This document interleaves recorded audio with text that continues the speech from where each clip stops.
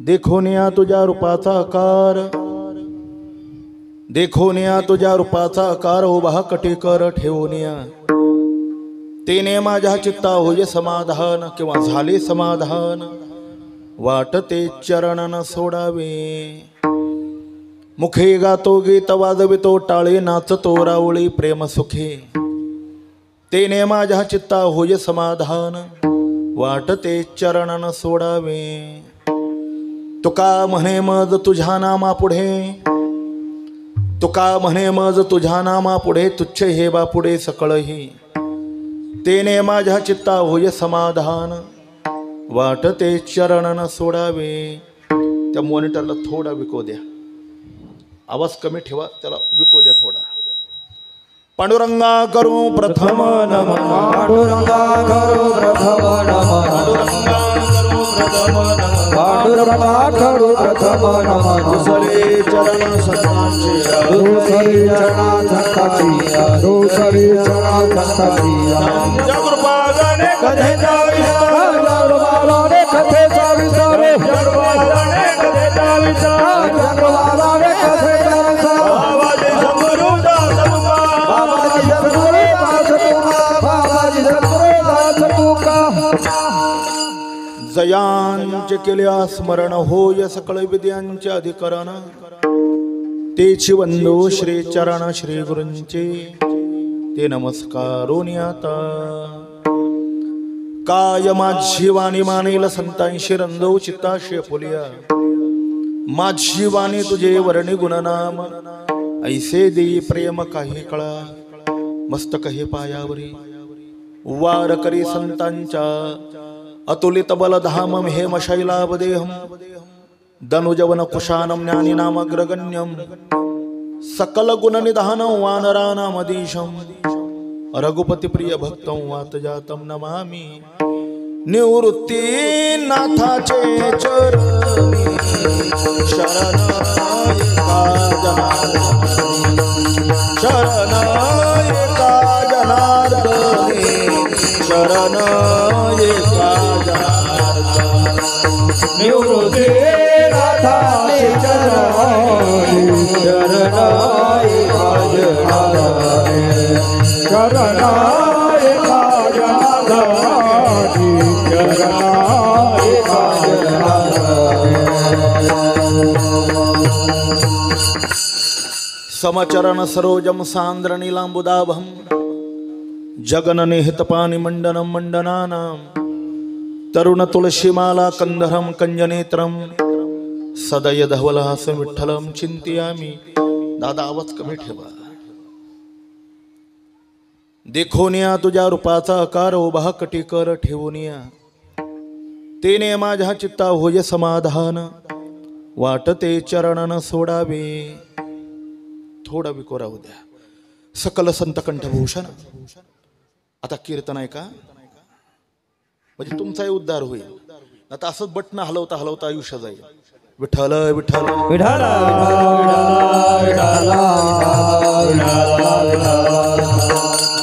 अनंत कुड ब्रह्मांड नायक, अकारण कारण करुणावरुणालय, अखिल गुण निधान रुक्मिणी प्राण संजीवन जगदाधार, भक्तवत्सल भगवान श्री पांडुरंगाच्या असीम कृपेने, साधकांचे मायबाप, ज्ञानियांचे राज्य, वैष्णवाग्रगणी, मुक्त कैवल्य तेजोनिधी, अखंड समाधी, धन विश्व माऊली ज्ञानोबार आहे. वारकरी संप्रदायातली थोर संत विश्वगुरु श्रीमन निवृत्तीनाथ जगद्गुरु श्री तुकोबार आहे. आदी संतांच्या कृपा आशीर्वादाने आपणा सर्व उपस्थित संत महंत भाविक सज्जन माता भगिनी, वारकरी संप्रदायातील टाळकरी वृंद, गायनाचार्य, मृदंगाचार्य आणि आपण देवरूप श्रोतृ वर्ग, सर्वांच्या परमानी पावन उपस्थितीमध्ये भक्त श्रेष्ठ हनुमंतींच्या दरबारात जगद्गुरु तुकोबार त्रिशतकोत्तर अमृत महोत्सव हे वर्षाचं काल आहे. अशा कालात पवित्र पुण्यक्षेत्र हे देहेगाव या ठिकाणी समापन्न झालेला हा देवदुर्लभ भक्ती महोत्सव आहे. जगद्गुरु तुकाराम महाराजांचा हा पंढरीपर एक सुंदर अभंग चिंतन सेवेत घेत आहोत. स्वानंद सुखनिवासी गुरुनाम गुरु सद्गुरु जोग महाराजांची परंपरा अशी, वारीचा कालखंड जवळ आला की ज्या ज्या वेळेला वेळेची सेवेची संधी मिळेल त्या त्या वेळेला पंढरीपर अभंग घ्यावेत. कालचा अभंग घेतला होता आम्ही. संपदा सोहळा नावडे मनाला संपदा सोहळा नावडे मनाला संपदा सोहळा नावडे मनाला संपदा सोहळा नावडे मनाला लागला टकळा पंढरीचा लागला टकळा पंढरीचा लागला टकळा पंढरीचा लागला टकळा पंढरीचा जावे पंढरीशी आवडे मानसी जावे पंढरीशी आवडे मानसी जावे पंढरीचे आवडे मानसी जावे पंढरीचे आवडे मानसी. वारकरी संप्रदायातले सिद्ध आणि साधक या ठिकाणी उपस्थित आहेत. पूज्य महाराज आहेत. परिसरातील गुणीजन टाळकरी वृंद, गायक वादक कीर्तनकार आणि वारकरी संप्रदायावर हृदयपूर्वक प्रेम करणारा आपण हा सर्व सिद्ध साधकांचा वर्ग आहे. जगद्गुरु श्री तुकोबरा यांचा अभंग आपण चिंतन सेवेत घेत आहोत. सगळ्या जगाचा जर आपण अभ्यास केला तर एक लक्षात येईल काय 84 लक्ष उन्हेमध्ये फिरणारे जे जीव आणि जंतू आहेत हे सगळे प्रवासी देव. जगामध्ये दोन प्रकारचा वर्ग आहे. एक प्रवासियांचा वर्ग आहे आणि एक निवासियांचा वर्ग आहे. संत निवासी आहेत आणि आपण प्रवासी आहोत. प्रवास जीवनामध्ये आपल्या जीवनाचा प्रवास आपण करत असताना सगळ्यात बुद्धिमान जर प्राणी कोणता असेल तर तो मनुष्य प्राणी अत्यंत बुद्धिवान आहे. एका बाजूला माणसाच्या विकासाचा आलेख प्रतिक्षण वर्धमान आहे. प्रत्येक क्षेत्रात त्याची प्रगती आहे. ती राजकीय असेल, ती सामाजिक असेल किंवा ती शैक्षणिक असेल. एक खेदाची बाब सांगू, तोच महाराष्ट्रातला बहुतांश वर्ग आता अध्यात्मापासून हळूहळू बाजूला जाऊ लागला आणि नास्तिकवादी होऊ लागला. ही मोठी चिंतेची आणि खेदाची बाब आहे. राग येणार नसेल ते एक वाक्य बोलू आणि आलं तरी आलं का आता उभंच राहिलो म्हणून बोलायला काय अडचण. एवढ्या जवळ आपला माऊलींच्या मार्गदर्शनाने भक्ती महोत्सव झाला.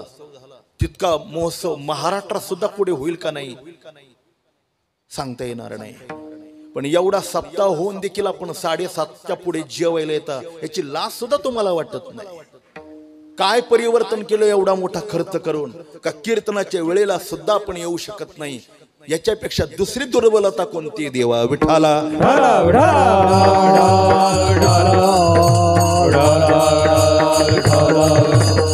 कोट्यावधी रुपये खर्च केला भरवस फाट्याच्या सप्ताहामध्ये, कोट्यावधी. त्याच्यातून परिवर्तन काय मिळालं, हे काय आउटपुट मिळालं. नाशिवंत संसारामध्ये वेळ खर्च करत असताना 100 वेळेला विचार करतो आउटपुट काय मिळेल, याच्यातून काय मिळेल. तर अविनाशी साधना करत असताना थोडा सुद्धा विचार येत नाही आपल्या मनाला. आपण 7:30, 7:45, 8 मग एवढे जरी घरी काम येतं 9ला फक्त पंक्तीला जेवायला यायचं ना. काय अडचण काय. ज्याला वेळ सांभाळता येत नाही धिक्कार आहे त्याच्या जीवनाचा. विठाला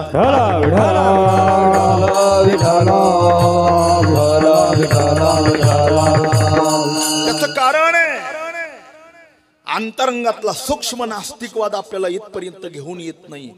याचं सरळ सरळ उत्तर हे देव आहे. सरळ सरळ. अहो ज्या नाशिवंत प्रपंचाने आतापर्यंत दुःखच दिलंय त्याच्याकरता आयुष्य खर्च करता तुम्ही. आणि अविनाशी परमतत्व मरेपर्यंत आपल्याला क्षणोक्षणाला आनंद देतय तरी आपली ओढ इकडे येत नाही. याला काय म्हणावं. अंतकरणातला सूक्ष्म नास्तिकवाद हा. माळकरी असाल तरी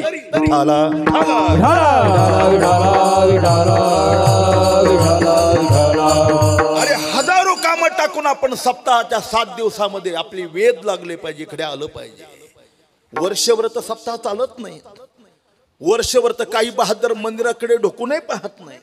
माळकरी असून सुद्धा वर्ष मग 7 दिवसाच्या सप्ताहामध्ये जर आपल्या मनाला जरी पंढरी राजाचं जर आकर्षण लागत नसेल तर कोणत्या भूमिकेने आपण वैष्णव आणि वारकरी आहोत हे आपल्या मनाला कोणत्या भूमिकेने तुम्ही सांगताय? काय इतका उशीर लागला पाहिजे आपल्याला परमार्थाच्या साधने करता देवा? अगोदर तर उशीर झालाय. पडवणे जाईल कलेवर विठ्ठल उच्चारे पासार. फार थोडा आयुष्य आहे देवा आपल्याकडे, फार थोडं आहे. क्षणभंगुर नाही भरवसा, क्षणभंगुर नाही भरवसा. अरे सावध सोडा माया, वारे सावध थोडा मायाच्या. काही नचले मग गळा पडेल फासा, नचले मग गळा पडेल फासा. पुढे हुशार थोर आहे उळसारा. राम राम स्मराधी, हो राम राम स्मराधी. पुढे हुशार थोर आहे उळसारा. राम राम स्मराधी, राम राम स्मराधी. का समाज नास्तिकवादी झाला?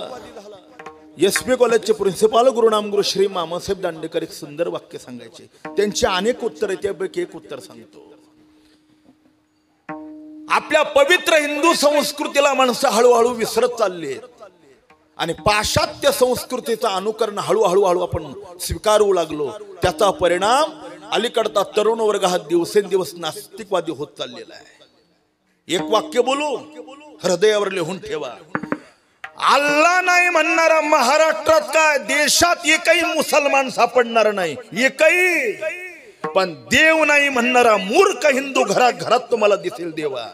हे दुर्दैव आहे भारतीयांचं. विठाला विठाला विठाला विठाला विठाला विठाला. बृहस्पतींचा अवतार गुरुवारी धुंडा महाराज एक सुंदर वाक्य सांगत असत. बरं, मोठे महाराज म्हणत असत, अरे देवाने दिलेल्या तोंडानेच जर माणसं देव नाही म्हणत असतील तर यापेक्षा जगात दुसरा नास्तिकवाद कोणता आहे? कोणता नास्तिकवाद आहे? पण ज्ञानोबरायांचं सैद्धांतिक मत आहे का? ते ज्ञानोबरायांचे. ज्ञानोबराय सांगतात जगाच्या पाठीवर एकही मनुष्य नास्तिक नाही असं ज्ञानोबराय प्रखरतेने सांगतात. देखा मनुष्य जात सकल स्वभावताची भजनशील जाहले असे केवळ माझ्या ठाई.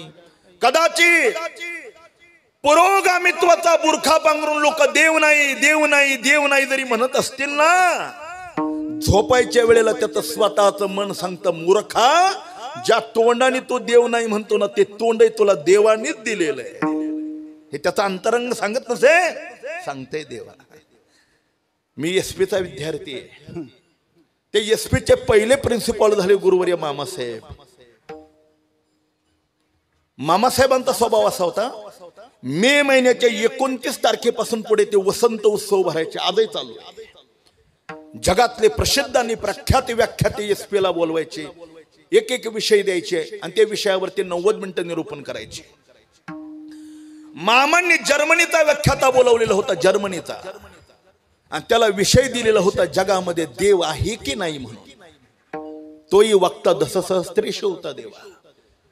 त्याने 90 मिनिटं असं विधान केलं काय जगात देवच नाही आणि ताकदीने पटवून दिलं देवा, ताकदीने. समोरचे माळकरी गोंधळून गेले होते. पार चांगला प्रश्न जर माळकऱ्याला विचारला नाही एखाद्या नास्तिकाने तर त्याची बोबडीच बंद होते. म्हणजे माळ नसणारा जेवढा ताकदीने बोलू शकतो तेवढा माळकरी बोलत नाही. विठाला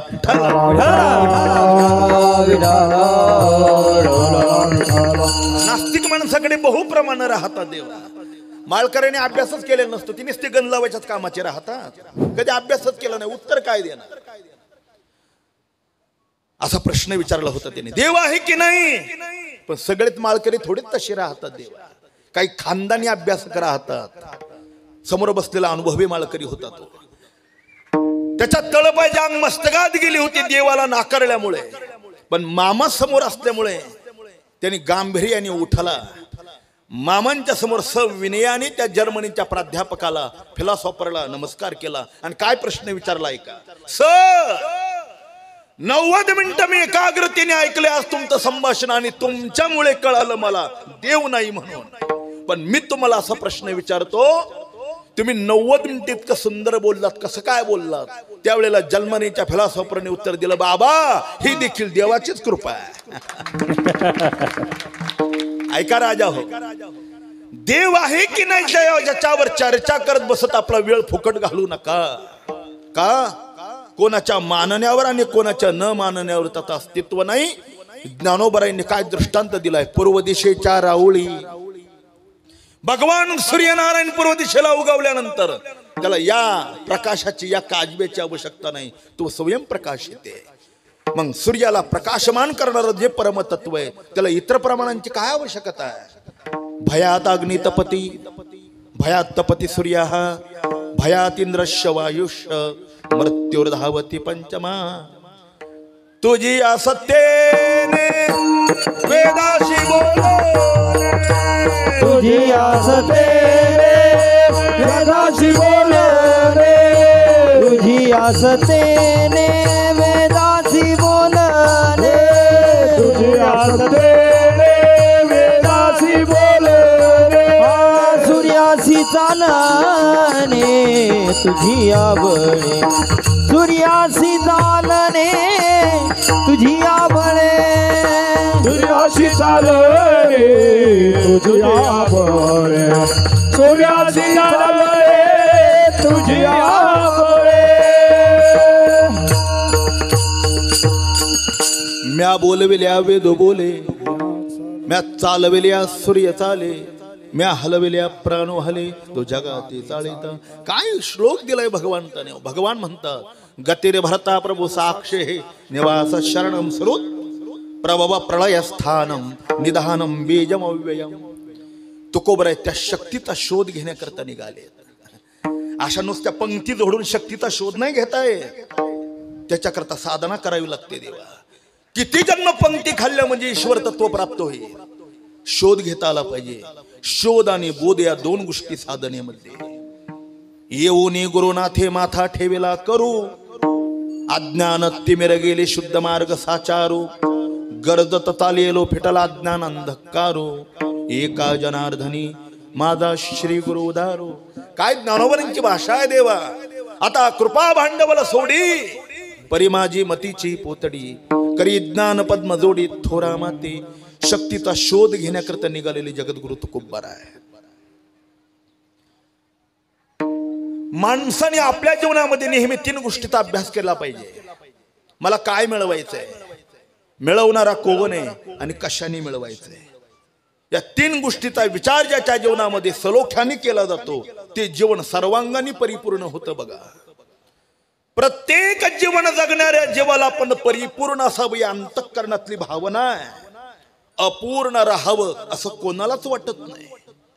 क्षेत्र कोणतंही असू द्या, सत्तेच्या क्षेत्रामध्ये आपली परिपूर्णता असावी, सामर्थ्याच्या क्षेत्रामध्ये परिपूर्णता असावी, समृद्धीच्या क्षेत्रामध्ये परिपूर्णता असावी, ज्ञानाच्या क्षेत्रामध्ये परिपूर्णता असावी, किंवा कलेच्या क्षेत्रामध्ये आपली परिपूर्णता असावी. आता माझ्या पुढे हे मृदंग वादक आहे, त्यांचं नाव मला माहित नाही, पण त्यांच्या मनात काय ते मी डोळे झाकून सांगू शकतो. काय मनात आहे त्यांना असं वाटतं आपल्याला असं काही मृदंग वाजवता आला पाहिजे, आपल्यासारखा चांगला मृदंग वादक कमी कमी नाशिक जिल्ह्यात नसावा. नाही म्हणायची त्यांची हिंमतच नाही. हे वाटणं गैर नाही. गुरुबंधू सगळी गायक मंडळी आहेत, यांच्या अंतकरणातली सरळ आणि साधी भावना आपल्याला चांगलं गाता आलं पाहिजे.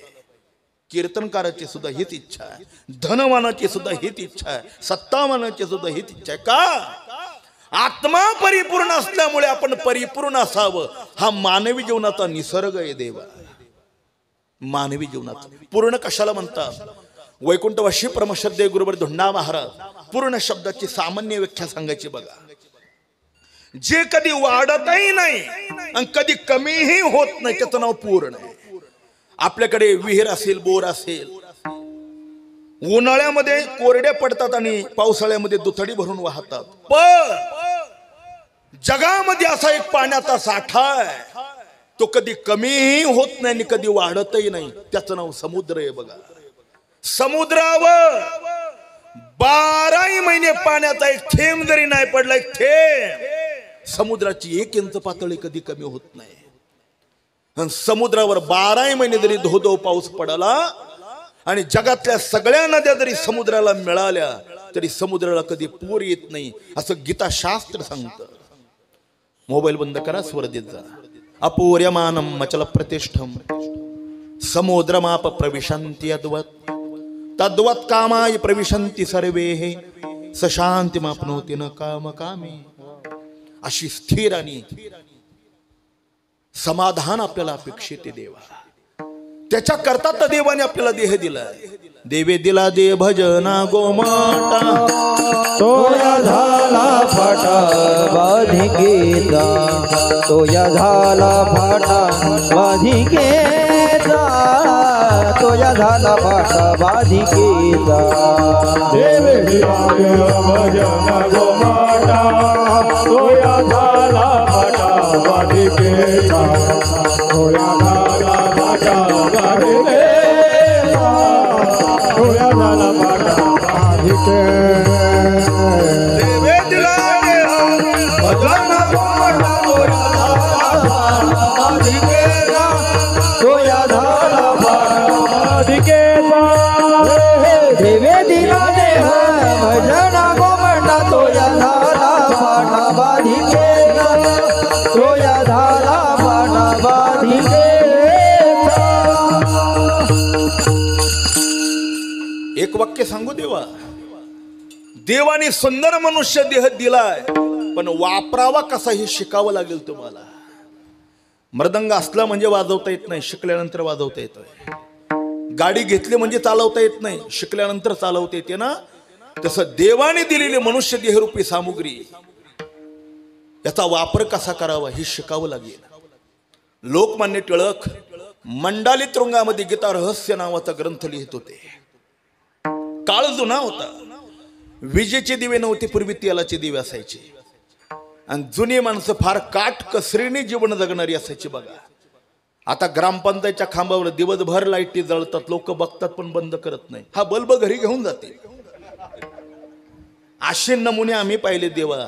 घरातले गेलेले बल्ब मंदिरात आणून लावलेत आणि मंदिरातले चालू बल्ब घरी घेऊन गेलेत. काय पुरुषार्थ आहे त्यांचा.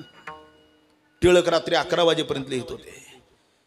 विनाकारण रॉकेल जाळायला नको म्हणून बत्ती बंद करण्याचा प्रयत्न करू लागले. 2 तास झटले पण बत्ती बंद करता आली नाही. माझा मुद्दा इथं आहे, काय वस्तू आहे पण वापरायची कशी त्यांचं ज्ञानच नव्हतं. काय ज्ञानेश्वर महाराजांनी उदाहरण दिलंय देवा. ज्ञानोबाराय सांगतात, कापुराचे थैव आणून देईल दैव, लेनियाची आडव देत शे बापा.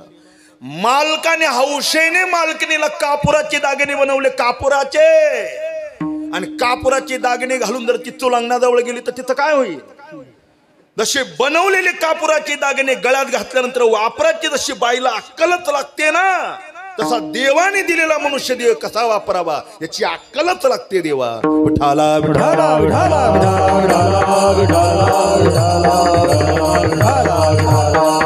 आणि हे अक्कल असं पुढाऱ्याच्या मागे हिंडून नाहीये. त्याला संत संगतीतच यावं लागेल, पर्याय नाही देवा. बैसता संताची संगती, कळू आले कमळापती, आपुले कोणीच नवती, निश्चय चित्ती दृढ झाला. 3 प्रकार सांगतो, त्याचा विस्तार करत नाही. माझ्या मूळ मुद्द्यावर यायचंय मला. पहिला वर्ग मनुष्य देहाचा निरुपयोग करणारा. दुसरा वर्ग तो मनुष्य देहाचा दुरुपयोग करणारा. आणि तिसरा वर्ग तो मनुष्य देहाचा सदुपयोग करणारा आहे. पहिला निरुपयोग करणारा आहे. एक वाक्य सांगू. अरे इंद्राधिक देवांना जो देह मिळाला नाही, तो देह आपल्याला मिळाला. आपल्याला त्याची किंमतच कळत नाही लोकांना. शेतकऱ्याचा उकुरडा जसा असतो ना, तशी काही लोकांची पोट राहतात. गुटखा भरतील, तंबाखू भरतील, काही भरतच राहतात. त्याला हे कळत नाही ती पोट आहे का उकिरडा आहे. किती वाईट आहे देव आहे. अरे देव हे बघा, डोळा नसलेल्या माणसाला डोळ्याची किंमत विचारा, हात नसलेल्या माणसाला हाताची किंमत विचारा, पाय नसलेल्या माणसाला पायाची किंमत विचारा. माझी मोठी बहीण ऑस्ट्रेलियाला आहे. एकदा त्या आनंद ऋषीला आले होत्या नगरला, म्हणून आम्ही तिथे गेलो होतो. 525 रुग्ण अशी होती, किडन्या डायलिसिस करण्याची वेळ आलेली होती देवा. आणि मग तिथे हॉस्पिटलला गेल्यानंतर अंतकरण पिळवटून निघलं, काय यांना दुःख आहे. आणि देवाने इतका निरोगी देह देऊन देखील त्याच्यात गुटके तंबाखू मिसऱ्या लावताना लाज वाटत नाही थोडीफार आपल्याला. हे काय ती गबाळ भरण्याकरता दिले व्हय? नाही देवा. मग का कळत नाही? ती फुकट मिळालंय म्हणून कळत नाही.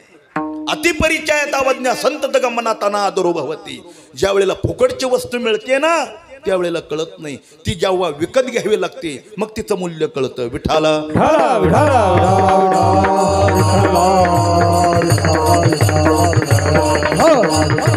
निरुपयोग करू नका देवा. काही माणसं अशी आहेत, 2च काम करतात आयुष्यात, 3रं काम करत नाही. कोणते 2?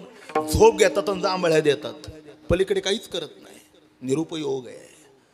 दुसरा दुरुपयोग आहे. ज्ञानोबरांचं वाक्य सांगतो, अगोदर ऐका. अगोदर एक वाक्य सांगतो. एखाद्या वेळेला देवाची वाणी असत्य होईल, देवाची, पण संत वचनाला असत्य करण्याची हिम्मत देवा सुद्धा नाही. लक्षात ठेवा, देव करू शकत नाही संतांच्या वचनाला असत्य. आणि ज्ञानोबराय काय म्हणतात बघा, माझ्या आयुष्यामध्ये काही कल्प ज्या वेळेला मी अवताराला आलो, काही कल्प माझा देह असत्य कधी बोलला नाही. माझी या सत्यवादाचे तप, वाचा केली बहुत कल्प, या फळाचे महाद्वीप पातलो प्रभू.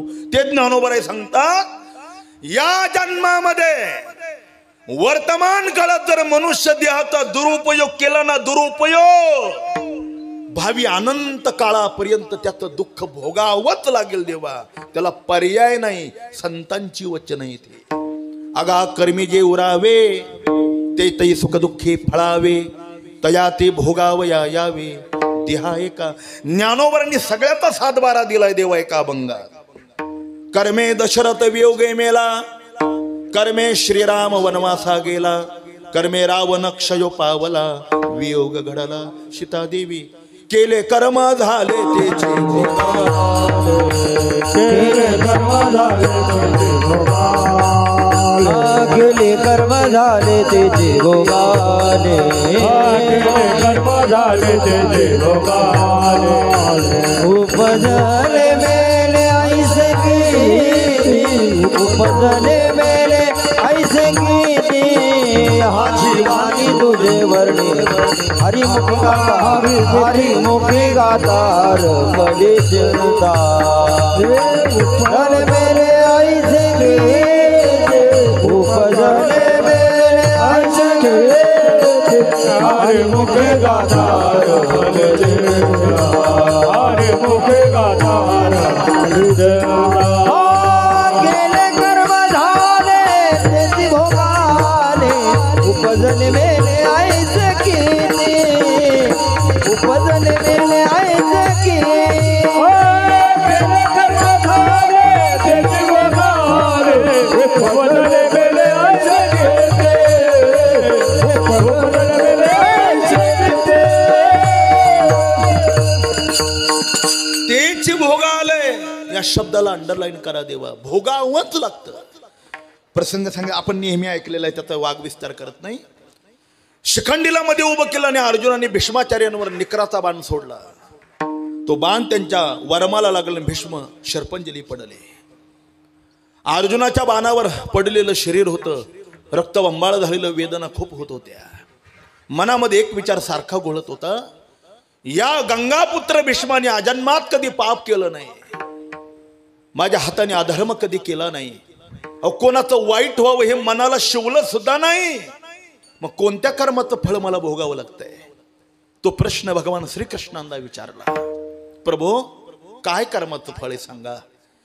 भगवंतांनी पहिली युक्ती सांगितली, भीष्मा, मानवी प्रकृतीमध्ये भ्रम, प्रमाद, विप्रलिप्स आणि कर्ण पाठव या 4 दोषांमुळे त्याला त्याचा भूतकाळ कळत नाही. मी सांगतो, थंडीचे दिवस होते, तुम्ही तुमच्या अंगणामध्ये धनुष्यबाणाचा खेळ खेळत होते. एक सरडासा रस्त्याने चालला होता, कारण नसताना बाणाच्या टोकाने उचलला, काटेरी कुंपणावर फेकला. तो 6 पळ तडफडला, मेला. त्या 6 पळाचं व्याज 6 महिने भोगावं लागतंय.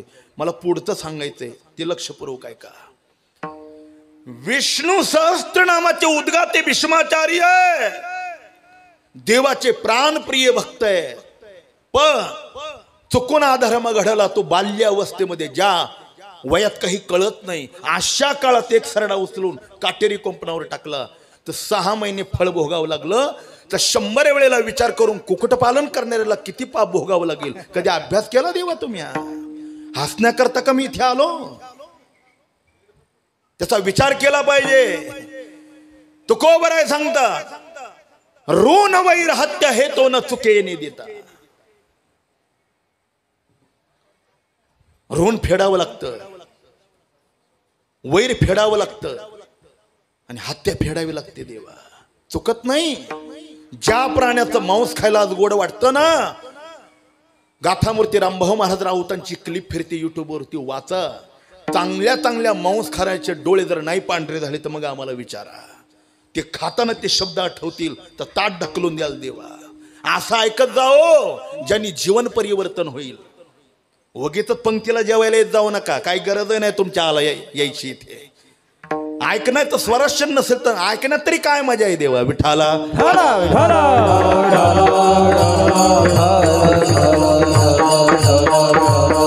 मोठ्यांचं ऐका. राऊत बाबांनी त्याच्यात सांगितलंय, ज्या प्राण्यांचा मांस खायला आज मजा वाढते, मांस खाता हौस करी जोडून वैरी ठेवला. आणि मी मागाशी सांगितलेलं वाक्य ऐका, हे देवाचं वाक्य नाही, तुकाराम महाराजांचं वाक्य आहे. देवा ज्या वाणीला देवा सुद्धा हिंमत नाही असत्य करण्याची, त्यांची वचन आहेत. म्हणून डोळे उघडे ठेवून वाईट कर्म करताना 100 वेळेला विचार करा आणि मग त्या दिशेने प्रवृत्त व्हा. विठाला विठाला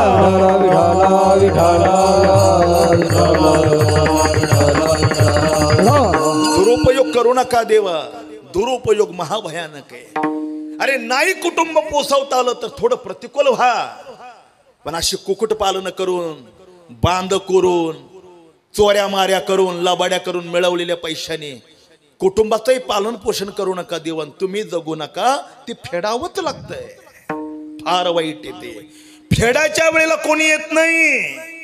हेच वाक्य नारदाने वाल्याला सांगितलंय, वाल्या ज्यांच्या करता एवढी हत्या केली त्या कुटुंबातलं एकही फेडायला येणार नाही.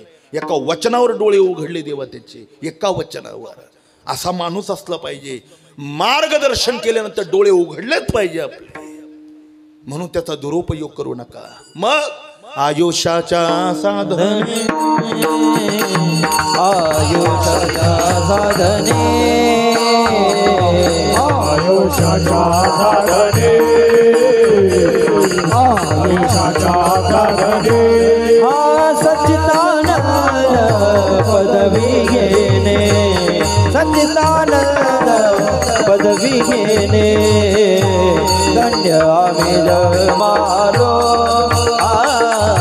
धन्य आम्ही जन्मालो, सच्चिदानंद पदवी घेणे, सच्चिदानंद पदवी घेणे, धन्य आम्ही जन्मालो, धन्य आम्ही जन्मालो. आयुष्याच्या साधने, सच्चिदानंद पदवी घेणे, सच्चिदानंद पदवी घेणे, सच्चिदानंद पदवी घेणे, आयुष्याच्या साधने, सच्चिदानंद पदवी घेणे, सच्चिदानंद पदवी घेणे, सच्चिदानंद पदवी घेणे. आयुष्याच्या साधने याला सदुपयोग म्हणतात.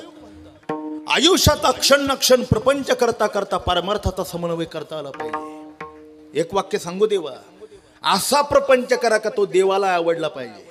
ना तर डुकरही प्रपंच करतात, याच्यात काय पुरुषार्थ आहे? आपल्याला तर 900 करावे लागतात मुलं होण्याकरता, त्याला 60 पिलं होतात. तो का पुरुषार्थ आहे? असा प्रपंच करा तो देवाला आवडावा.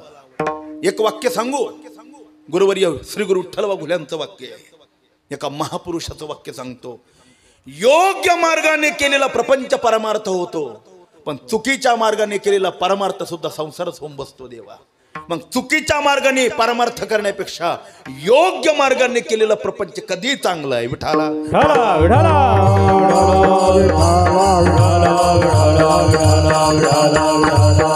असा देखना प्रपंच कर देवाला आवडावा.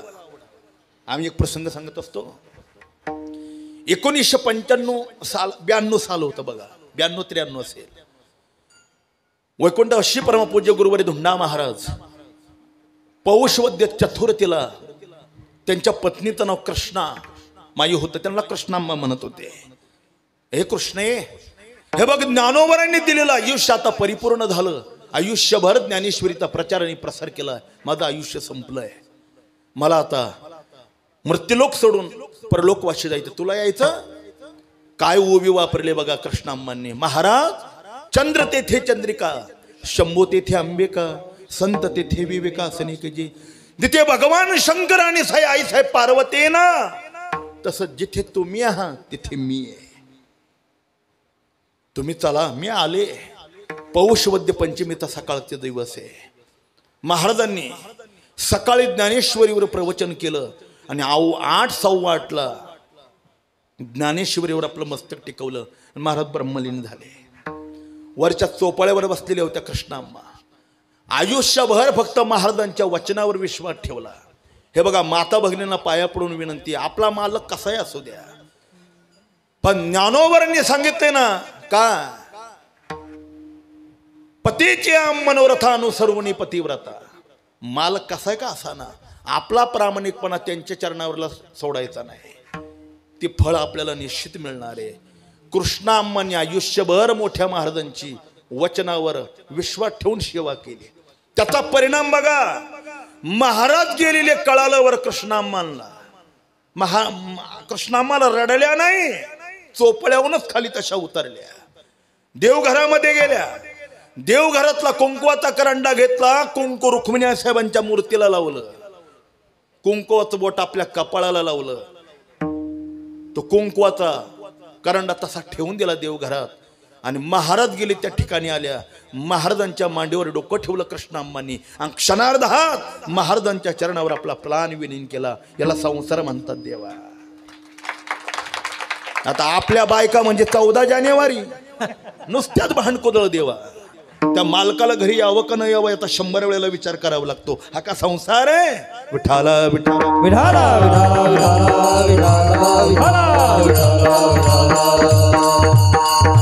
समन्वय करता आला पाहिजे.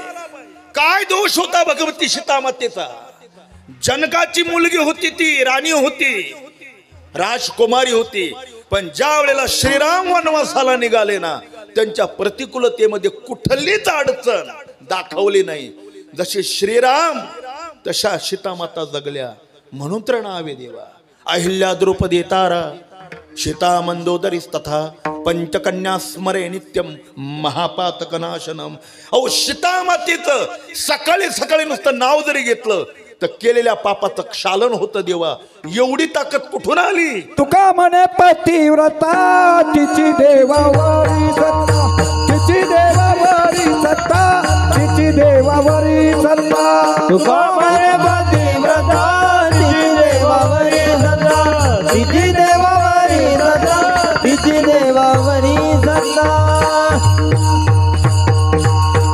समन्वय करता आला पाहिजे. संसारात सुद्धा समन्वय.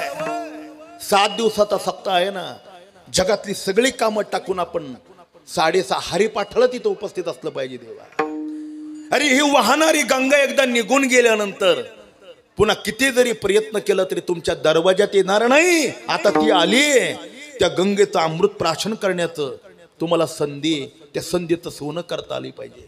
संधी मागून मिळत नाही, तिथं सोनं करता येतं देवा. म्हणून सप्ताह म्हणजे प्रत्यक्षात नर्मदा पेक्षाही अमृताची गंगा आहे. ती ज्ञानोबराय सांगता, आणि का सारी का बहुवस जैसा न जोडे परीस का अमृतात आले सदैव गुणे. अरे, अमृताच्या सागरातलं मूड ओंजळ भरा अमृत पेलं काय, आणि एक थेंब आपल्या जीवावर घेतला काय, तो जसा अमर होतो ना, तसं नाम सप्ताह ही अमृताची गंगा आहे. आणि ती आपल्या दरवाजामध्ये आलेली आहे. आणि तिचा जर कंटाळा जर केला तर कोणत्या जन्मात पुन्हा हे भजन करणार आहे? हे तुकोबरायांना जाणलेलं होतं देवा. महाराजांनी संसाराचा सगळा अभ्यास केला. एक वाक्य सांगू का, अहो ज्या संसाराने तुकाराम महाराजांना समाधान दिलं नाही, नाथांना समाधान दिलं नाही, नामदेवरायांना समाधान दिलं नाही, अहो ज्या संसाराने देवाला समाधान दिलं नाही, तुमचं तर दर्यामी खसखशे, तुम्हाला काय समाधान देणार आहे? मग एवढं काय त्याला ताणू ताणू त्याच्या मागे निघालात? विठाला विठाला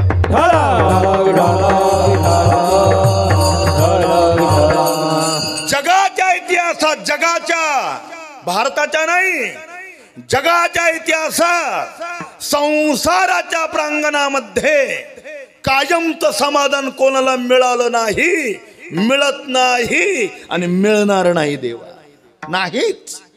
कारण सोपी व्याख्या सांगतो, जे ज्याच्यात नाही ते त्याच्यात मिळतच नाही, नाहीच त्याच्यामध्ये संसारामध्ये समाधान. आणि जरी करायचं झालं तर ती तत्कालिक आहे, तेवढ्या पुरतं आहे, कायमचं नाही. समाधानाचे दोन प्रकार आहेत, तत्कालिक समाधान वेगळं आणि आत्यंतिक समाधान वेगळं. परमार्थातलं समाधान आत्यंतिक आहे, कशाने बिघडत नाही. संसारातलं समाधान टिकतच नाही, समाधान मनेपर्यंत टिकत नाही. सकाळी जी बायको आनंदाने चहा देते, तीच बायको दुपारी शिव्या देऊन ताट वाढते, याला काय समाधान म्हणतात? कसलं समाधान आहे देवा? त्याच्यात समाधान नाही. मग त्याच्यात आयुष्य रममान करत बसू नका. संसाराचा समन्वय करून जितका होईल तेवढा आयुष्याचा क्षण भगवत नामचिंतनामध्ये खर्च करा देवा, हे तुकाराम महाराजांना सांगायचं आहे. महाराज त्या शक्तीचा शोध घेण्याकरता निघाले. खूप काळ महाराजांनी भगवंताचं नामचिंतन केलं, पण अजून देवाने दर्शन दिलं नाही. आमच्या माता भगिनींच्या हातामध्ये कांकण आहेत बरं, ज्याची आहे ती भाग्यवानाची, पण इकडे काचेची कांकण आहेत. मराठवाड्यामध्ये गेले ना, लाख हा प्रकार आहे. लाख, लोणच्याचा डेळा आपण लाख हळतो की नाही, ती लाख, त्या लाखेचा स्वभाव असा आहे, लाख जोपर्यंत वितळत नाही तोपर्यंत त्याच्यात रंग भरता येत नाही. ती वितळावी लागते मग रंग भरता येतो. तसं साधकाचं अंतकरण जोपर्यंत वितळत नाही ना, तोपर्यंत भक्तीचा प्रेमारंग त्याच्या अंतकरणावर चढत नाही देवा. ते अंतकरण वितळावं लागतं. कठोर आणि कठीण हृदयाचा साधक देवाच्या भक्तीचा अधिकारी नाही, त्याचं अंतकरण वितळलं पाहिजे. कैमी उद्धार पावेन, काय कृपा करील नारायण, ऐशे सांगा तुम्ही संत जन. थोडा विको द्या, करा समाधान चित्त माझे, त्याचं अंतकरण वितळलं पाहिजे. ऐशे चिंता करी सदा सर्व काळ, रात्रंदिवस हे चितळमळ, तुका म्हणे नाही आपुले बळ, जेणे फळ पावेल निशेषी. तुकाराम महाराज म्हणता, पांडुरंगा आता जर तुम्ही मला दर्शन जर दिलं नाही ना, माझा प्राण या देहातून बाहेर पडेल बघा. प्राण रे गोपाये कुडे सांडोनी, श्रीमुख नयनी न देखता, कधी दर्शन देणार आहात? रूप दावी कार्य आता, सहस्रभुजांच्या मंडिता, दावी रूप मज गोपिका रमणा, दावी रूप मज गोपिका रमणा, दावी रूप मज गोपिका रमणा, दावी रूप मज गोपिका रमणा, घेऊ दे चरणा वरी माथा, ठेवू दे चरणा वरी माथा, दावी रूप मज गोपिका रमणा, दावी रूप मज गोपिका रमणा, घेऊ दे चरणा वरी माथा, घेऊ दे चरणा वरी माथा, दावी रूप मज गोपिका रमणा, दावी रूप मज गोपिका रमणा. पंढरीनाथ आता रूप दाखवा. जसं लहान मुलं असतं यात्रेमध्ये हरवावं आणि शेजारच्याला योगायोगाने सापडावं, त्याला कळतं आपल्या शेजारच्याचं लेकरू आहे. रडणाऱ्या लेकराला शेजारचा हे देऊ का, ते देऊ का, ते देऊ का, अनेक प्रयत्न करतो. ते रडायचं थांबतच नाही का, त्याला फक्त आपली आई लागते बघा. आता मोठं झाल्यावर बायको लागते तो भाग सोडा, आपलं लहानपणाचं काम चाललंय ना, असं लहान. त्या लहान मुलाला स्वर्गाचं राज्य जरी दिलं ना, स्वर्गाचं त्याला नकोय. त्याला फक्त जशी आई लागते ना, तसं भगवत भक्ताला फक्त देव लागतो बघा. तो मज व्हावा, तो मज व्हावा, वेळोवेळा व्हावा पांडुरंग. जगद्गुरु तुकाराम महाराजांना अनेक आमिष दाखवले देवाने, पण तुकोबराय सांगता, तुझ लागली खोडी पांडुरंगा बहुकुडी, मला हे नकोय. तुका म्हणे ज्याचे कळल्या महाबरम, जे जे कर्म धर्म नाशिवंत. मग काय पाहिजे? पांडुरंगाने तुकोबरायांना विचारलं, काय पाहिजे? जे विटेवरत समचरण स्वरूप आहे ना, ज्या स्वरूपाने ज्ञानोबरांना वेधून घेतलंय, ज्या स्वरूपाने अद्वैत सिद्धीचे करते मधुसूदन सरस्वतींना वेड लावलं, अहो ज्या स्वरूपाने मीराबाई वेड्या झाल्या, त्या स्वरूपाच्या दर्शनाची मला अपेक्षा आहे. ते रूप तुमचं मला दाखवा, अशी विनंती केल्यानंतर भगवान पंढरीनाथांनी जगद्गुरु तुकाराम महाराजांना दाखवलेलं रूप ते कसं आहे, अभंगाच्या पहिल्या चरणात. देखो निया तुझ्या रूपाचा आकार, देखो निया तुझ्या रूपाचा आकार, देखो निया तुझ्या रूपाचा आकार, देखो निया तुझ्या रूपाचा आकार, देखो निया तुझ्या रूपाचा आकार, देखो निया तुझ्या रूपाचा आकार, देखो निया तुझ्या रूपाचा आकार, देखो निया तुझ्या रूपाचा आकार.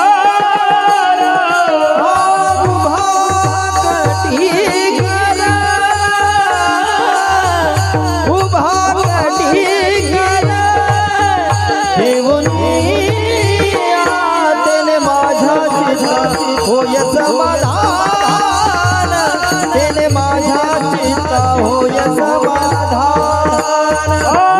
उभा भटी कर,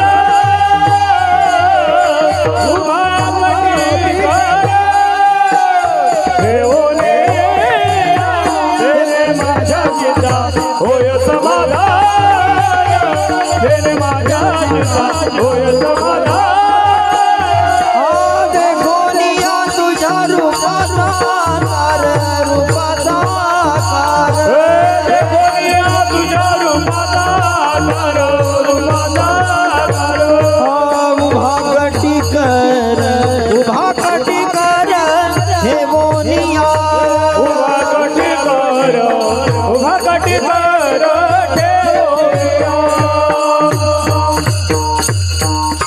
कसा आकार दाखवला तुकोबराय सांगता, देखो निया तुझ्या रूपाचा आकार कसा आहे, उभा कटी कर ठेवूनिया. तुम्ही उभे आहात आणि कंबरेवर हात ठेवले. प्रत्येक अवतारामध्ये देवाची उभी राहण्याची पद्धती वेगळी बघा. श्रीराम अवतारामध्ये कोदंडधारी नावाचं धनुष्य घेऊन ज्यांचा डावा पाय पुढे आणि उजवा पाय मागे, ते क्षत्रियांचं भूषण आहे, असा उभा आहे तो. श्रीकृष्ण अवतारामध्ये गुरुवर्य स्मृती भास्कर बंडातात त्या सांगतात, तो 3 ठिकाणी वाकडा आहे, उजव्या पाये, उजव्या कमरेमध्ये आणि उजव्या मानेमध्ये. त्रिभंगा देहुडा ठाण मांडोनी आमाय, देहुडा चरणे वाजवितो विनू.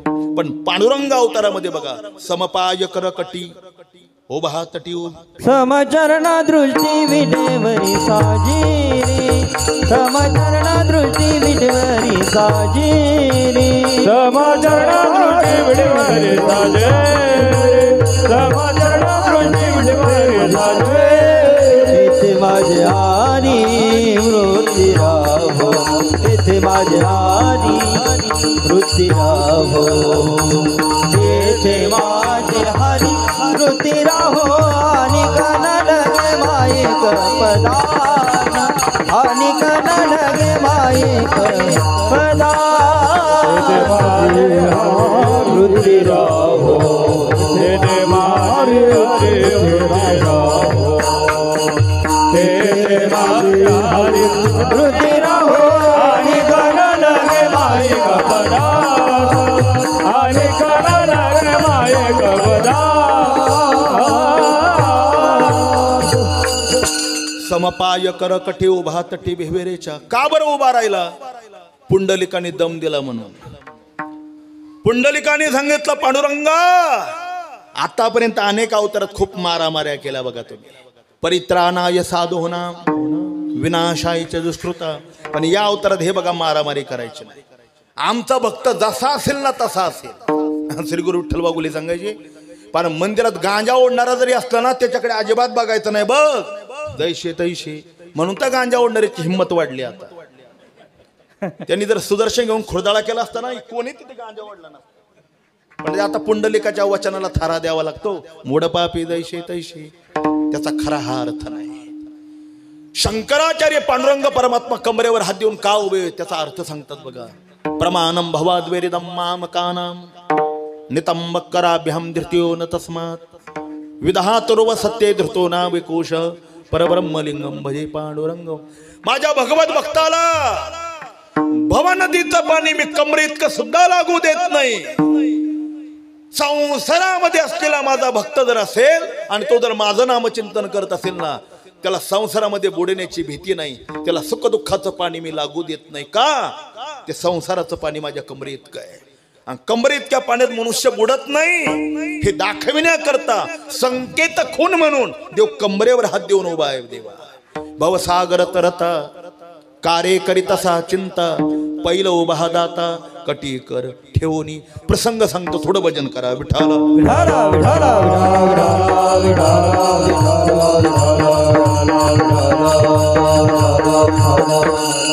भगवान प्रभू रामचंद्र भगवती सीतामाता आणि लक्ष्मणजी वनवासाच्या वाटचाल करण्याकरता निघाले. शरयू नदी पार करून पलीकडे जायचं होतं त्यांना. शरयूच्या पैलतीराला केवट आपली नाव घेऊन बसलेला होता. आता पलीकडे जाणार कसं. निषादराज गोहकाला प्रभू रामचंद्रांनी विनंती केली. निषादराज पलीकडे जाणार कसं. त्यांनी ह्यानं चिंता करू नका. निषादराज गोहकाने त्या केवटाला पाहिलं. मोठ्याने हाक मारली. केवटा हे बाबा इकडे. तो आला. काय काम आहे. श्रीराम श्री लक्ष्मण आणि सीतामातेला नावेमध्ये बसवायचं पलीकडे घेऊन जायचं. देणार का तू मागशील ते. हे बघा वचन द्या बरं. वचन देतो. काय पाहिजे तुला. केवटाने सांगितलं मला फार काही लागत नाही. मी श्रीरामांचे पाय स्वच्छ धुणार ते माझ्या वस्त्राने पुसणार आणि मग नावेमध्ये बसू देणार. निषादराज उहकाने सांगितलं हे काय मागणं झालं का.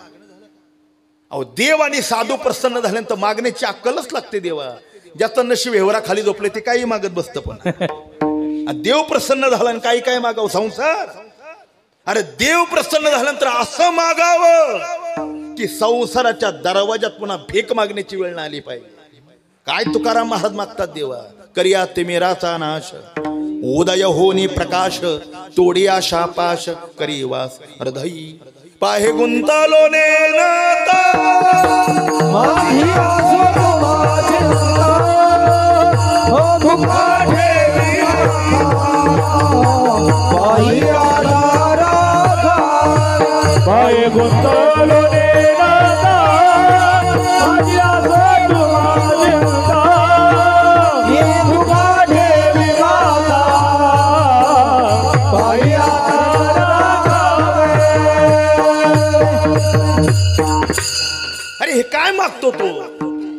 केवट बुद्धिवान होता. देवा ए निषादराज अरे ज्या श्रीरामांच्या चरणाचा महिमा तुला काय त्यांना सुद्धा माहित नाही. त्या चरणाचा महिमा जगात फक्त आम्हा दोघांनाच माहिती आहे. कोणा दोघांना. पहिला सीतामातेला आणि दुसरा आम्हा भक्ताला. काय महिमा आहे रे. अरे पंचवट्याला गौतमांनी आपली पत्नी अहिल्याला शाप दिला होता शिळाहून पडशील म्हणून. ती शिळाहून पडलेली होती आणि सीतामातेच्या स्वयंवराची बातमी अगोदर विश्वामित्रांना कळाली.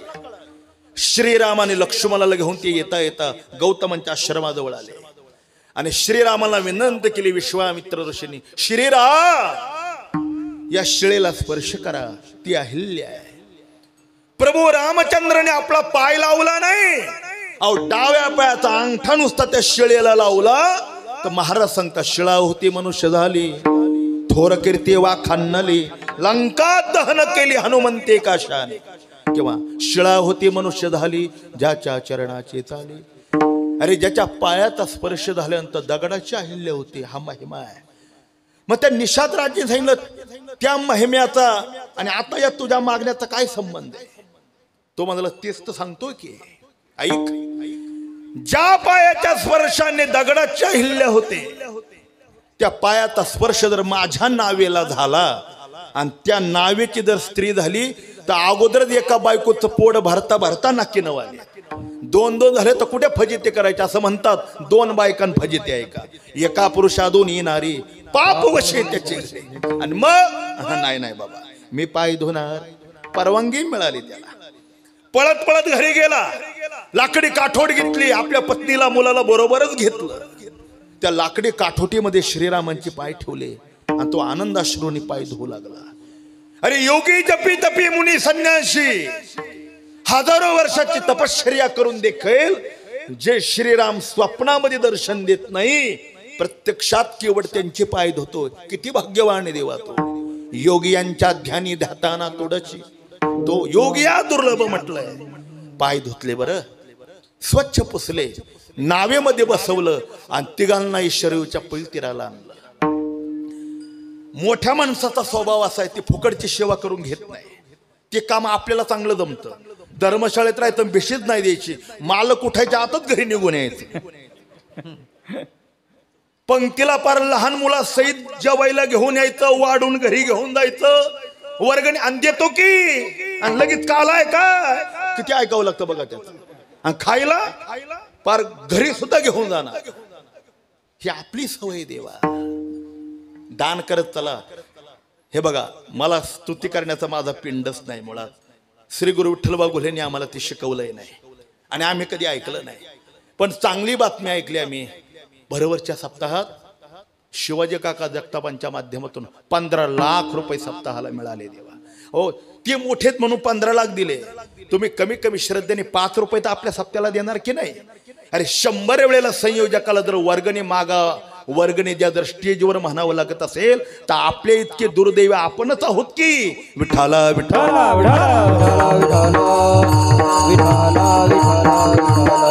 अरे ख्रिश्चनांना त्यांच्या कार्यकर्ता भीक मागावी लागत नाही स्टेजवर. मुसलमान मंडळी रात्रीतून मस्जिद बांधतात. कुठून आणतात पैसा? पाव बटर विकून ती मस्जिद बांधतात. या कानाची त्या कानाला खबर लागू देत नाही. आणि तुमच्या 2-2 लाखाचे 2-2 कोटीच्या द्राक्षाच्या बागात 100 वेळेला त्याला भीक मागायला लागते. काय आग लावायची तुमच्या बागेला? तुम्हाला जर ईश्वर कार्य करता जर दान मागावं लागत असेल, मनाने दिलं पाहिजे. आपण काय देणाऱ्यावर थोडाच उपकार करतोय. रुपयातला 4 भाग देवाचाच आहे आणि देवाला न मागता दिला पाहिजे. तो भक्त आहे देवा. विठाला ठाला.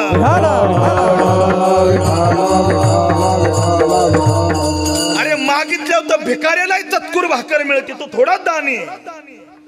दान त्याला म्हणतात न मागता, आपलं नाव स्टेजवर न येऊ देता गपचूप संयोजकाच्या हातामध्ये जो दान देतो ना, आपल्या यथाशक्ती तो खरा दान आहे. जोग महाराजांचा शताब्दी महोत्सव झाला होता देवा. मला गुरुवारी संदीपान महाराजांनी नुसता फिरतो म्हणून सांगितलं ती पावती पुस्तक फाडा. म्हणजे जे आयुष्यात मी काम केलं नाही तेच माझ्याकडे दिलं बघा त्यांनी. आता नाही म्हणायची माझी हिंमत नाही. मी असं होतो 55 काउंटर लावलं होतं. सगळ्यात शेवटच्या काउंटरला गेलो होतो म्हणजे जेणेकरून कोणाला मागायची वेळ यायची नाही. पण योग असा, गुढीपाडव्याचा दिवस होता, मला चांगला आठवत आहे. सातारा जिल्ह्यातली गंगा भागीरथी 70-72 75 वर्षाची आजी आली होती देवा. आणि योगच माझा चांगला की काय कोणास ठाऊक. म्हणाले महाराज मला जोग महाराज सप्ताह करता वर्गणी फाडायची, पावती फाडायची.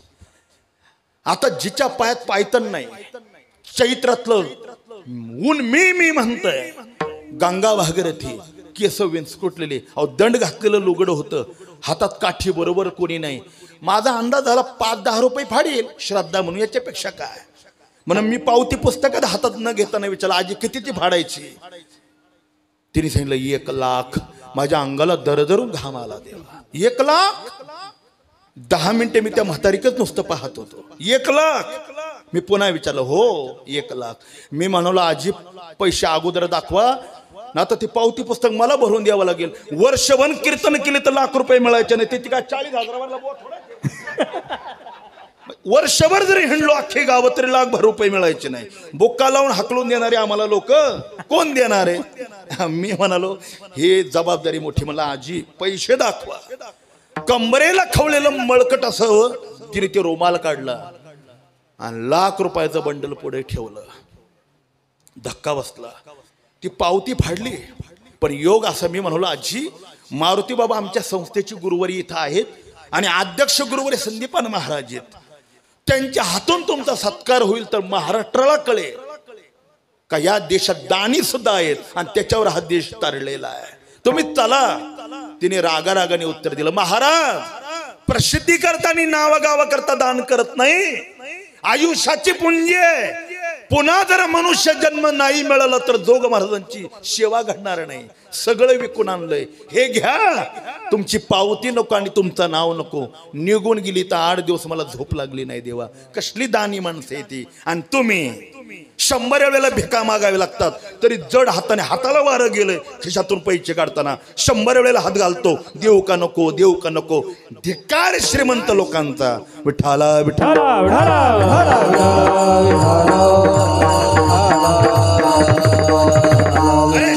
रामाकडून शिका. वनवासात होते श्रीराम तरी फुकटचा मोबदला घेतला नाही. सांगितलं केवटा अरे मी दशरथाचा मुलगा नाही. आता मी वनवासी राम आहे. तुला पाहिजे तेवढा मोबदला मी देऊ शकत नाही. पण माझ्या बोटात एक अंगठी रे ती काढली. घे हा तुमचा मोबदला आणि याच्यावर समाधान माना. याच्यापेक्षा अधिक माझ्याकडे काही नाही. केवटाच्या डोळ्यातून घळघळ पाणी आलं. प्रभू अहो मी तुमच्याकडून काही मागण्याकरता तुमची सेवा केली नाही. मला नकोय. अरे तुझी परिस्थिती असू द्या मला नकोय. रामचंद्राने विचारलं तू का घेत नाही. केवटाने सांगितलं ऐका श्रीराम ज्या दोघांचा धंदा एक असतो ना त्यांनी एकमेकाचा मोबदला घ्यायचा नसतो असं म्हणतात. बरं मी काय पाहिलं नाही. काय एक नाहवी दुसऱ्या नावाची दाढी केल्यानंतर पैसे घेत नसतात असं म्हणतात. तुम्ही इथं कोणी असेल तर त्यांना विचारा. रामाने विचारलं तुझा धंदा आणि माझा धंदा सारखा कसं काय. केवटाने सांगितलं मग ऐका. ऐकायचंच आहे ना मग ऐका. श्रीराम ही शरयू नदी पार करण्याकरता मी तुम्हाला नावाडीहून मदत केली आणि शरयूच्या नदीच्या पैल तीराला मी तुम्हाला घेऊन आलो ना. मी जसा शरयूचा नावाडी तसे तुम्ही संसार रूपी नदीची नावाडी आहात. आणि भगवत भक्ताला सुख दुःखातून पार करून तुम्ही या संसाराच्या काठावर नेऊन पोचवता असं ज्ञानोबराय म्हणतात. नामाची सहस्त्रावरी नावाई अवधारी सजोनिया संसारी तारू झालो. श्रीराम तुम्ही देण्याकरता समर्थ आहात. मला आता तुम्ही मोबदला द्याल. पण तुम्ही जसे शरयू नदी पार करून आलात ना तसं मला एक दिवस या संसाराच्या पलीकडे जायचंय. या सुखदुःखाच्या नदीतून मला तीराला जायचंय.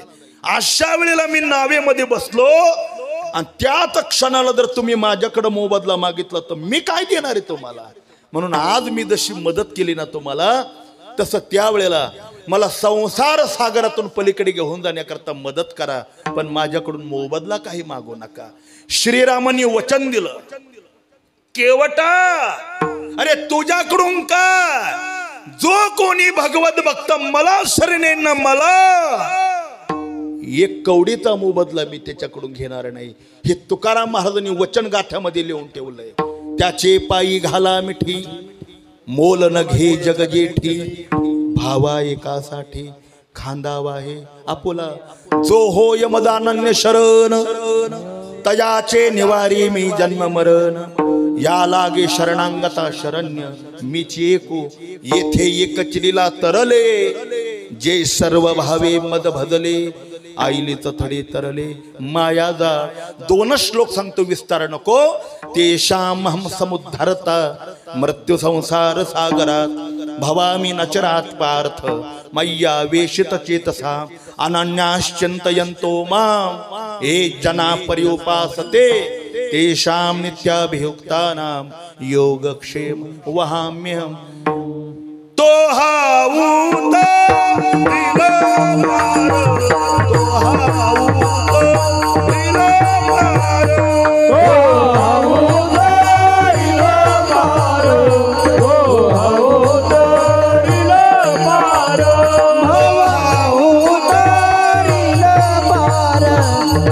भाऊ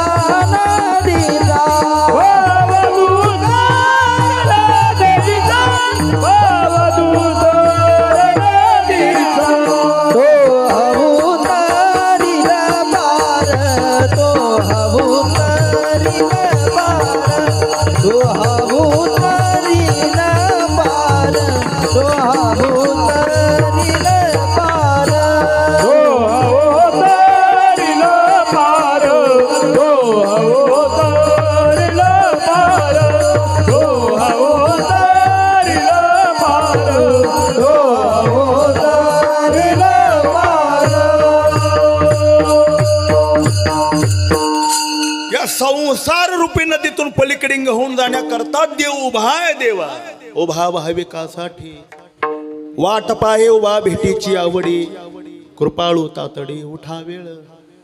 पण कुठे ती नाव चंद्रभागेच्या तरी उभे पुंडलिकाचे द्वारे आवाज कमी ठेवा कर ठेवणे कटावरी उभा उभे पालवी. काय ज्ञानोबांनी एक प्रमाण दिलंय बरं.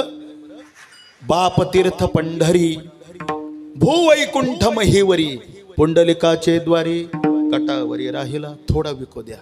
महाराज गुरुवारी भीमसेन महाराज असं प्रमाण म्हणायचे ते बघ.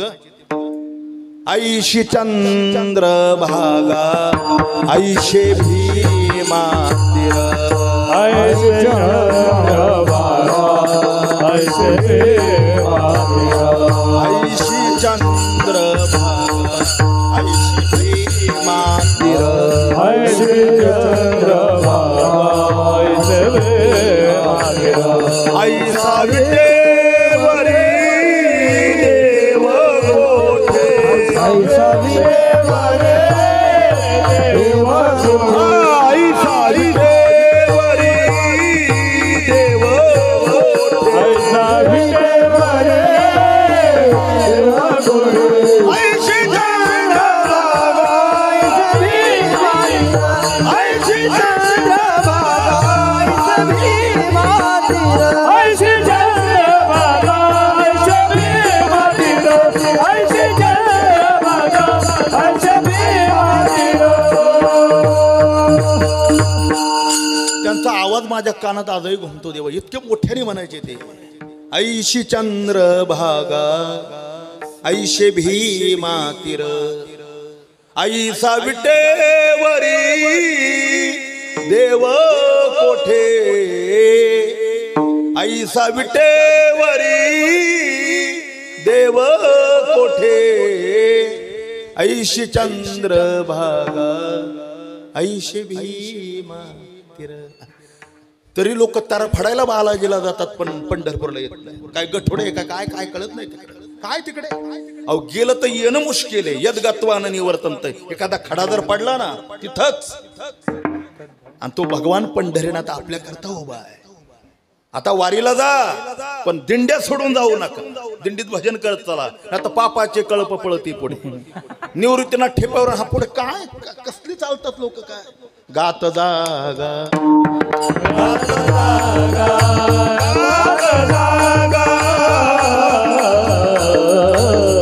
गात जागा गात जागा गात जागा प्रेम मागा विठला प्रेम मागा विठ्ठला विठला गात जागा गात जागा गात जागा गात जागा गात जागा गात जागा खात जागा नाही बरं. गात जागा प्रेम मागा विठ्ठला. भगवान पंढरीनाथ भव संसाराच्या दुःखातून पलीकडे घेऊन जाण्याकरता उभा आहे. म्हणून तुकोबाराय सांगतात देखून या तुझ्या रूपाचा आकार उभा कटी कर ठेवून या. पण देवाला पाहिल्यानंतर आपल्या अंतःकरणातला झालेला जो परिणाम आहे आणि त्या परिणामाची प्रतिक्रिया महाराज अभंगाच्या तेने माझ्या चित्ता होय समाधान तेने माझ्या चित्ता होय समाधान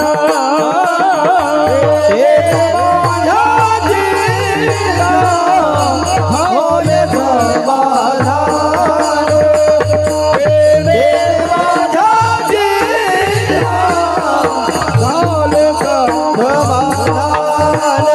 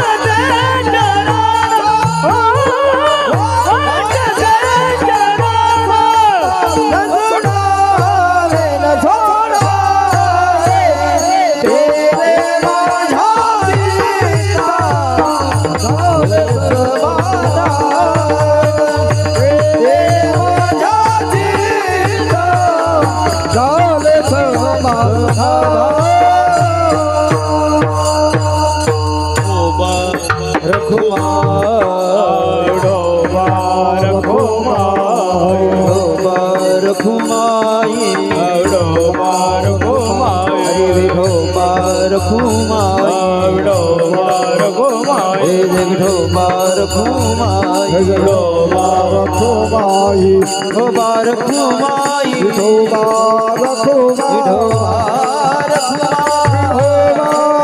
रखुमाई विठोबा रखुमाई विठोबा रखुमाई विठोबा रखुमाई विठोबा रखुमाई विठोबा रखुमाई विठोबा रखुमाई विठोबा रखुमाई विठोबा रखुमाई विठोबा रखुमाई विठोबा रखुमाई कुंडली वरदारी विठोबा श्री ज्ञानेश्वर भगवान की जय महाराज की जय सद्गुरु तुकाराम महाराज की जय निवृत्तीनाथ महाराज की जय विठोबा रखुमाई विठोबा रखुमाई जय विठोबा रखुमाई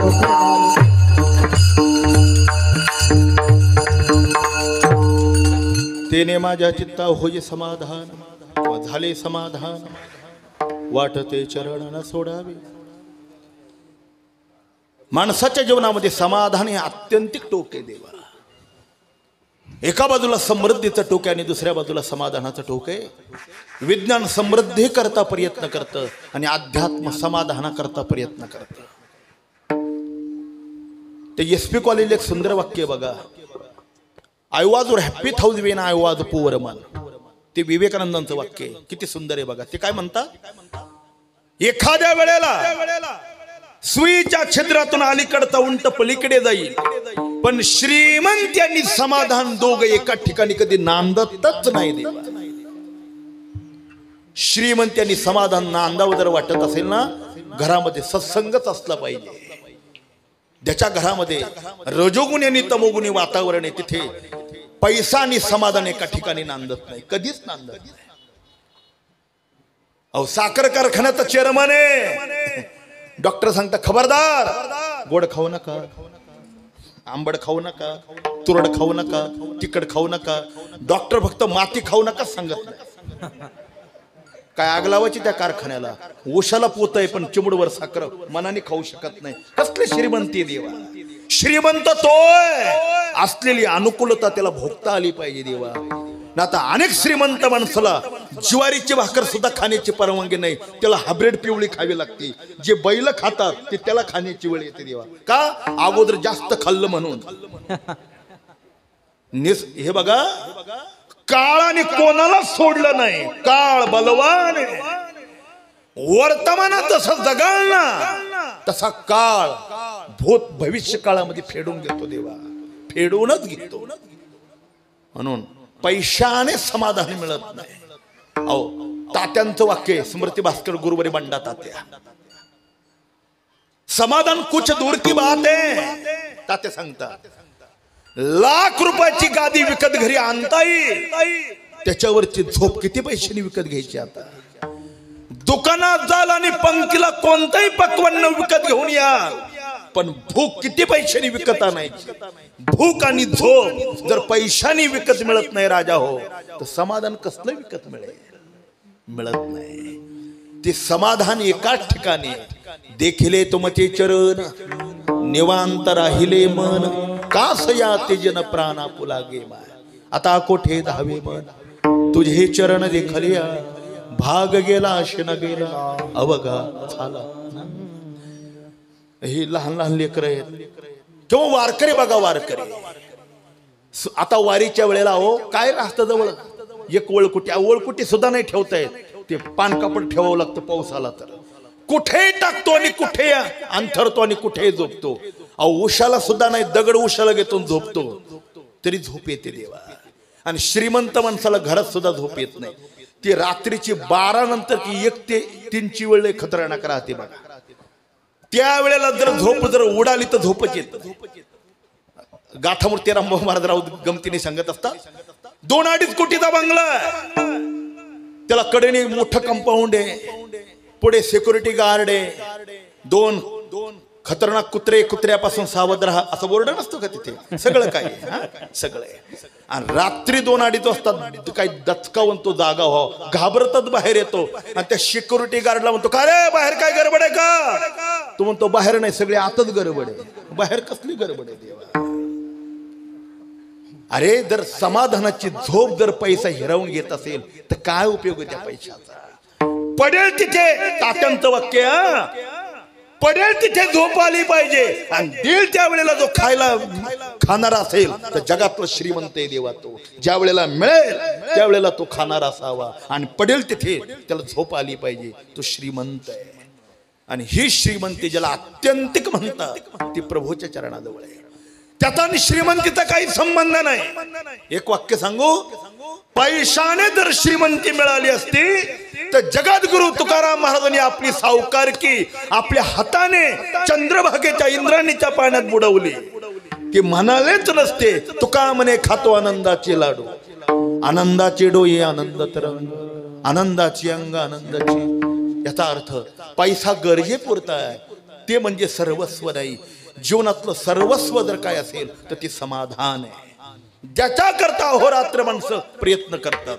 एक वाक्य सांगू, सगळं जग समाधानाच्या मागे मागे, समाधान त्याच्या पुढे पुढे हाताला कधी येतच नाही देवा. त्या समाधान हाताला जर यावं ही जर इच्छा असेल तर प्रभूच्या प्रसादाशिवाय पर्याय नाही. तत्प्रसादात पराम शांती स्थानम प्राप्स्यसि शाश्वतम. काय गंमत आहे, नाशिकचे असे काही बंगले खूप श्रीमंत लोकांचे आणि त्याला नाव किती सुंदर दिले बघा. आता फक्त नाव सांगत नाही, समाधान त्या बंगल्यावर नाव राहतं आणि आत नुसत्यात कटकटी राहतात. शांती सदर, बायको म्हणजे नुसती 14 जानेवारी उठताना शिवाय देत उठत राहते देवा. आता तिथे समाधान आहे होय? कसलं समाधान, कसली शांती. ती शांती आणि समाधान फक्त प्रभू चरणाजवळ आहे. म्हणून तुकोबराय सांगतात, तेने माझ्या चित्ता झाले म्हणा किंवा होय म्हणा, झाले समाधान. आता वाटते चरण न सोडावे, न सोडावे, वाटते चरण न सोडावे, वाटते चरण न सोडावे, न सोडावे, वाटते चरण न सोडावे.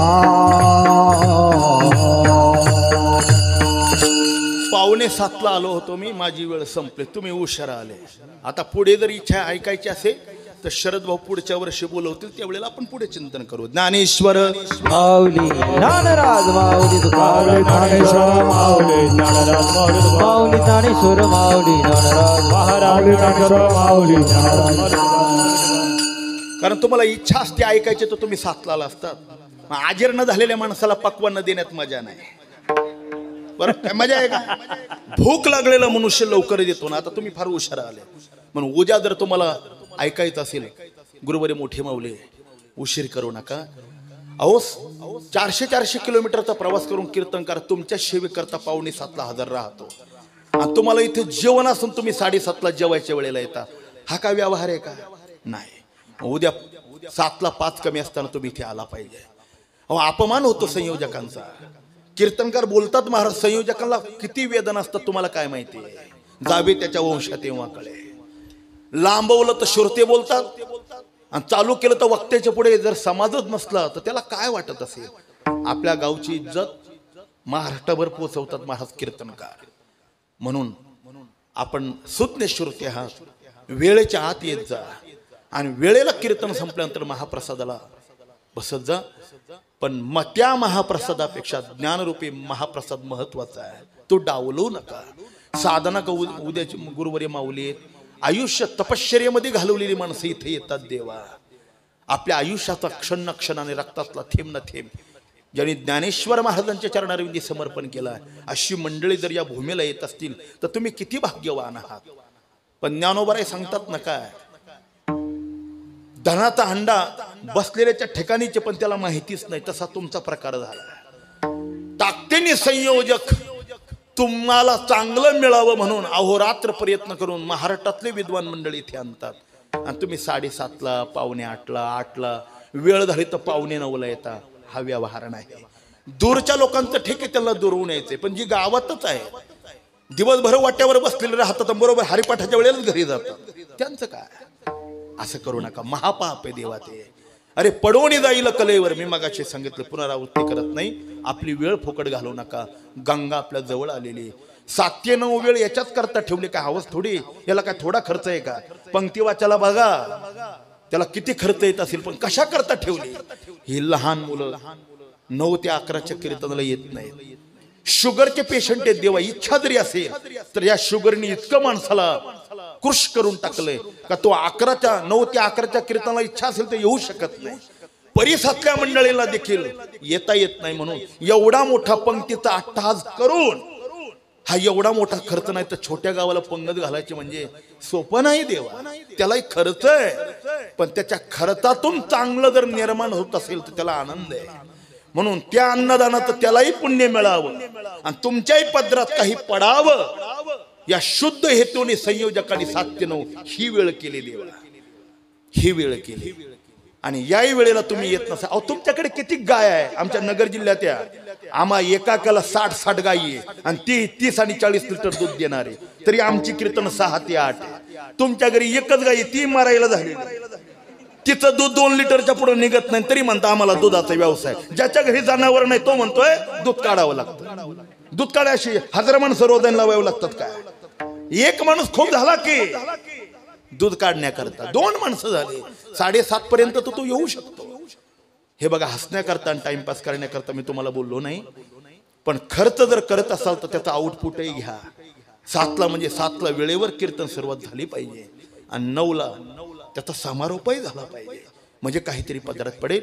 झालेली चिंतन शिवा अलंकापूर निवासी साधकांचे मायबाप, ज्ञानियांचे राजे वैष्णवा अग्रगणी, मुक्त कैवल्य तेजोनिधी विश्व माऊली ज्ञानोबराय, वारकरी संप्रदायातले थोर संत श्रीमन निवृत्तीनाथ आदी महापुरुषांच्या चरणारविंदी समर्पण करतो. या अभंगावर काही बोलण्याचा प्रयत्न केला तो माझ्या स्वतःच्या बुद्धीचा नाही. स्वानंद सुखनिवासी गुरुनाम गुरु सद्गुरु जोग महाराजांच्या वारकरी शिक्षण संस्थेत 4 वर्षाचं अध्ययन करण्याचं जे सौभाग्य मिळालं, आले या कपाळा थोडे बहु, त्याच्यातून जे योग्य ते या जोग महाराज वारकरी शिक्षण संस्थेचे बोलण्याच्या ओघामध्ये एखादा अजगळ वाक्य गेलं असेल, आपल्या हृदयाला लागलं असेल, मी आपली क्षमा मागतो. मातृपितृ अंतकरणाने आपण मला तुम्ही क्षमा कराल अशी सद्भावना व्यक्त करतो आणि झालेली चिंतन सेवा प्रभूचरणी प्रार्थना करतो. तुम्हा दोघांनाही विनंती करतो, ही कीर्तन युट्यूबवर टाकायची नाही, जरा आली तर लक्षात ठेवा. फक्त रेकॉर्डिंग करण्याकरता तुम्हाला सांगितलं ते टाकायचे नाही. याचा परिणाम आम्हाला खूप भोगावा लागतो. पण दोघांनाही पाया पडून विनंती, आणि त्या विनंतीचा जर गैरफायदा घेतला कदम माऊलीपेक्षा खतरनाक वाणी आहे माझी, मी फक्त बोलत नाही म्हणून सौम्यपणाने सांगतो. विठ्ठल जय ज्ञानेश्वर माऊली.